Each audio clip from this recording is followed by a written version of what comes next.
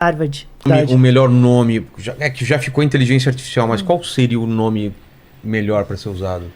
Precisando de máquina. Cara, eu brinco, né? Até falei com o Alexandre já quando ele esteve lá. Eu usei isso na minha tese de doutorado em 2007, cara, quando eu fiz doutorado. Nessa época, a gente usava as mesmas técnicas, só que tinha um outro nome. Bem horrível, que era estatística multivariada. Nossa, horrível. Horrível. O Nunca nome vai é tudo. acabar com a humanidade. Não dá, né, cara? Ninguém dá moral, né, cara? Imagina o nome do filme, o ataque da... Estatística multivariada. Não dá, né, cara? Inofensivo. Não consigo nem ver a imagem pra isso aí, né? Mas porque, na verdade, o que é? São métodos estatísticos que estão rodando ali de probabilidade, de álgebra linear, de ajuste de funções, ajuste de múltiplas variáveis. É isso. O cerne desses algoritmos nada mais é do que isso. É regressões, são ajuste de múltiplas variáveis e tudo mais. Então, qual que é o nome? Estatística de múltiplas variáveis. Então ficou esse nome aí, até que depois cunharam. O nome mesmo, né? Se você pegar histórico aí, ele nasce lá no BI, né? Que a gente fala, né? No Business Intelligence. É uma das primeiras galera... Inteligência artificial, o nome? É, né? E teve máquinas pensantes pelo Turing, né? Em 1950. Ele publicou um artigo que é Computational Intelligence. Era uma coisa assim, Machinary.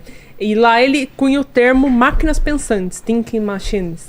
E ele definia, inclusive é a definição que eu mais gosto de inteligência artificial, é a definição do Turing. Esse artigo é maravilhoso, assim, parece uma história.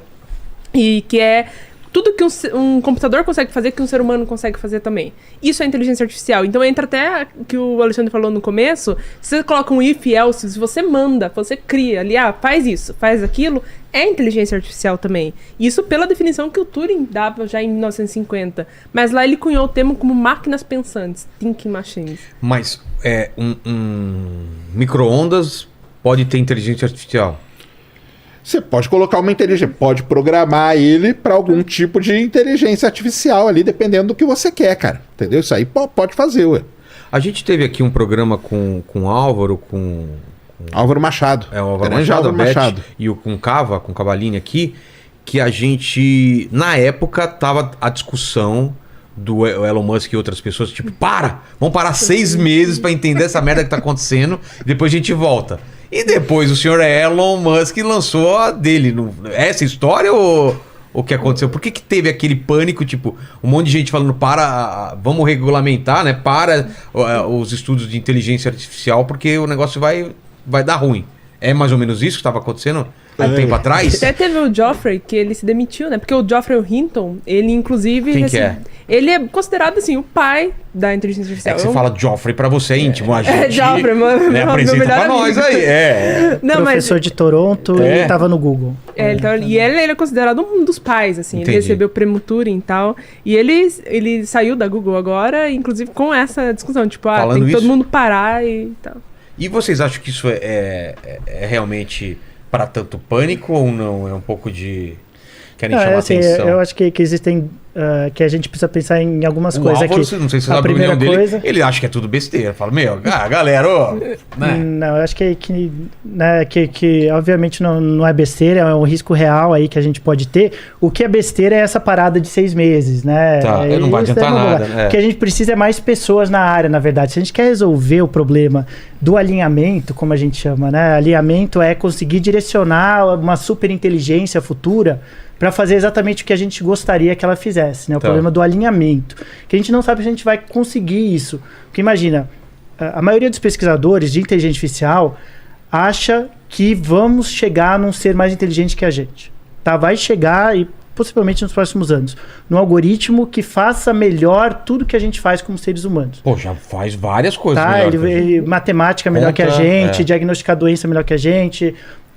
tudo melhor que a gente, né? Então, e aí você corre o risco, né, de o que esse ser mais inteligente que a gente vai fazer com a gente.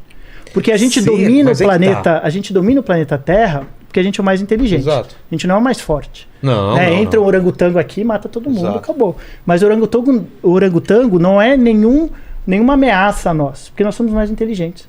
Imagina um ser mais inteligente que a gente. Como é que o que esse ser, como é que vai lidar, como é que vai ver a gente? Então abre um mundo de possibilidades, porque esse ser não vai ter passado pelos mesmos processos evolutivos darwinianos que a gente passou. Né? Por exemplo, a gente tem medo da morte, né? A gente tem necessidade de autopreservação, a gente tem necessidade de carinho, de amor. Esse ser não necessariamente vai ter isso, porque a gente tem isso por causa do processo evolutivo. Passar então, nossos genes para frente. A gente é uma máquina de transmitir nossos genes para frente, né? O nosso corpo é para isso, evolutivamente para isso. Então, como é que esse ser vai pensar e vai ver a gente? É uma coisa totalmente aberta. Não fazemos ideia de qual vai ser as motivações desse ser. Né? Porque não sei se ele vai gostar de viver, por exemplo. Né? Se vai ter necessidade de autopreservação. Né? Em termos evolutivos, isso foi sendo selecionado da gente. Né? As pessoas que não queriam viver, elas não passavam o gene para frente. As pessoas que não tinham qualquer interesse em autopreservação não passavam o gene para frente, etc. Então, isso foi gerando na gente. Esse ser a gente nem sabe se ele vai ter isso, né? Então é uma área muito aberta, por isso que a gente precisa mais pessoas, né? Mais pesquisas, não menos.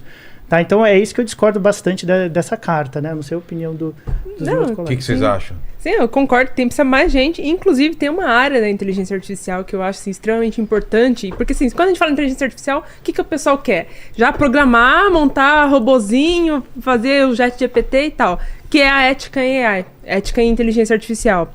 É uma área dentro da inteligência artificial, uma área grande dentro da inteligência artificial, que precisa de mais gente e, assim, não Ela só... já existe, então? Já existe. Tem, assim, pesquisadores já no mundo inteiro, inclusive na Google e tal, que focam nisso, na ética e inteligência artificial, que é justamente esse alinhamento. E entender também, por exemplo, igual o ChatGPT, por que o ChatGPT não fala besteira? Sabe, o que garante, o que deve ser falado ou não no ChatGPT? Então, isso tudo é a ética AI que tem que entrar ali, né, e mostrar, olha, não pode falar tal coisa. Isso é importante falar, né? Uma máquina, ela, intrinsecamente, ela não tem ética. Ela não é boa ou ruim, porque ela não tem uma intenção própria. Não dá pra falar que o algoritmo aprendeu dessa forma. O algoritmo é ruim, ele é mau. Ele é mau. Ele, né? Sim. Tem gente ali por trás. E precisa de ética em inteligência artificial, porque todo projeto que você fizer, todo produto que você fizer, vai ter alguma consequência. Então precisa da ética em AI ali